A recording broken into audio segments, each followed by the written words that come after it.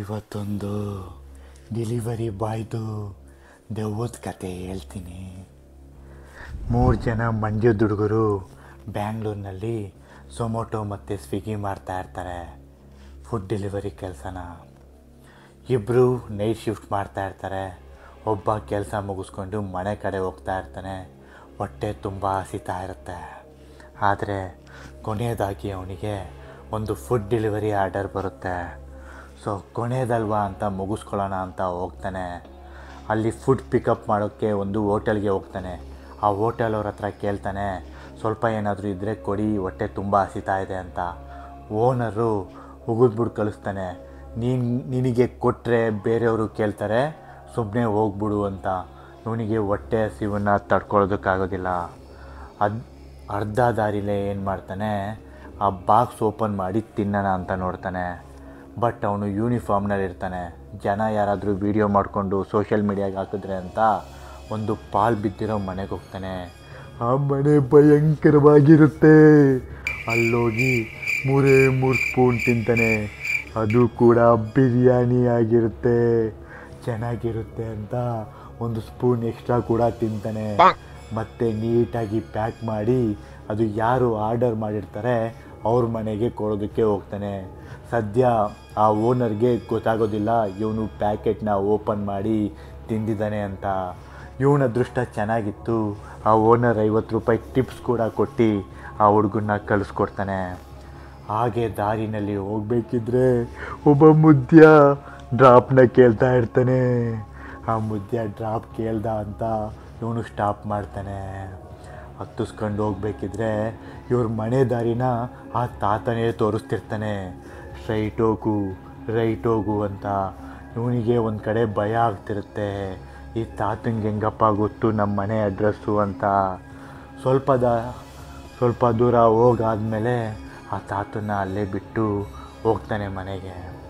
ಮನೆಯಲ್ಲಿ ಇಬ್ಬರು ಫ್ರೆಂಡ್ಸ್ ಕೂಡ ನೈಟ್ ಶಿಫ್ಟ್ ಮಾಡ್ತಾ ಇರ್ತಾರೆ. ಮನೆಯಲ್ಲಿ ಇವನೊಬ್ಬನೇ ಇರ್ತಾನೆ. ಹಾಗೆ ಸುಮ್ಮನೆ ಕೂತಿ ರೆಸ್ಟ್ ಮಾಡ್ತಿರ್ಬೇಕಿದ್ರೆ ಅಡುಗೆ ಮನೆಯಿಂದ ಪಾತ್ರೆ ಸೌಂಡ್ ಕೇಳುತ್ತೆ. ನೀವೇ ಯೋಚನೆ ಮಾಡಿ, ಒಬ್ಬರೇ ಇದ್ದಾಗ ಹಗಲೊತ್ತಿನಲ್ಲೇ ಪಾತ್ರೆ ಸೌಂಡ್ ಬಂದರೆ ಎಷ್ಟು ಭಯ ಆಗುತ್ತೆ. ಇವನು ನೈಟ್ ಟೈಮು ಅಡುಗೆ ಮನೆಗೆ ಹೋಗಿ ನೋಡ್ತಾನೆ. ಪಾತ್ರೆಗಳೆಲ್ಲ ನೀಟಾಗಿ ಎಲ್ಲಿರಬೇಕೋ ಅಲ್ಲೇ ಇರುತ್ತೆ, ಒಂದು ಕೂಡ ಚೇಂಜ್ ಆಗಿರೋದಿಲ್ಲ.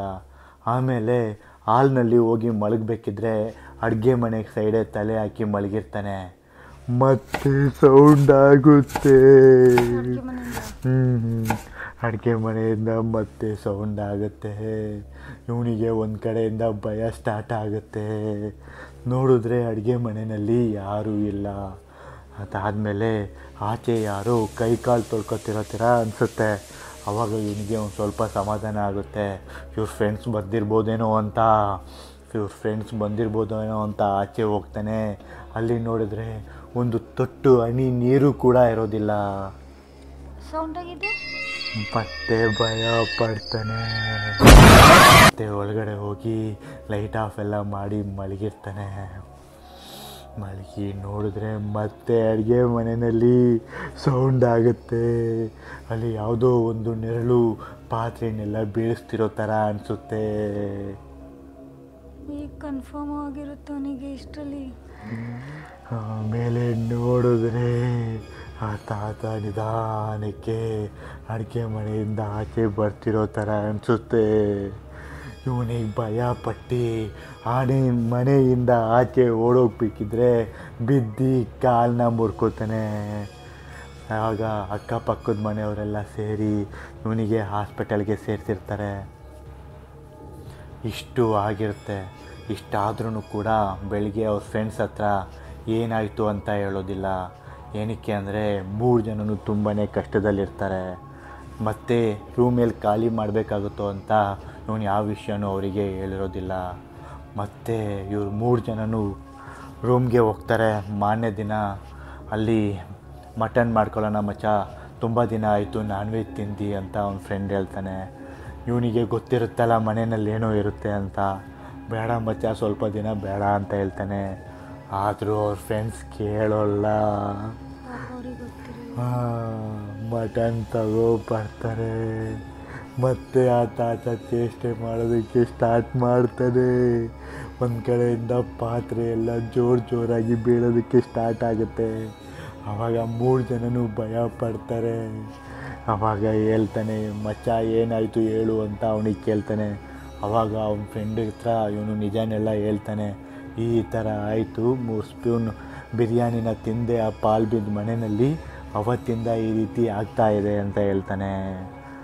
ಆವಾಗ ಇದನ್ನು ಮೊದಲೇ ಹೇಳೋದಲ್ವ, ನೀನು 3 ಸ್ಪೂನ್ ಬಿರಿಯಾನಿ ತಿಂದ್ಬಿಟ್ಟು ಇವಾಗ ನಾವು ಇಷ್ಟೆಲ್ಲ ಅನುಭವಿಸ್ಬೇಕಾಗಿದೆ ಅಂತ ದರ್ಗಾಗೆ ಕರ್ಕೊಂಡು ಹೋಗ್ತಾರೆ. ಅವನ್ನ ದರ್ಗಾಗೆ ಕರ್ಕೊಂಡು ಹೋದಾಗ ಅವ್ರು ಹೇಳ್ತಾರೆ, ಈಗ ನೀವು ಎಲ್ಲೇ ಹೋದ್ರೂ ಕೂಡ ಅದು ನಿಮ್ಮನ್ನು ಹಿಂಬಾಲಿಸ್ತಿರುತ್ತೆ.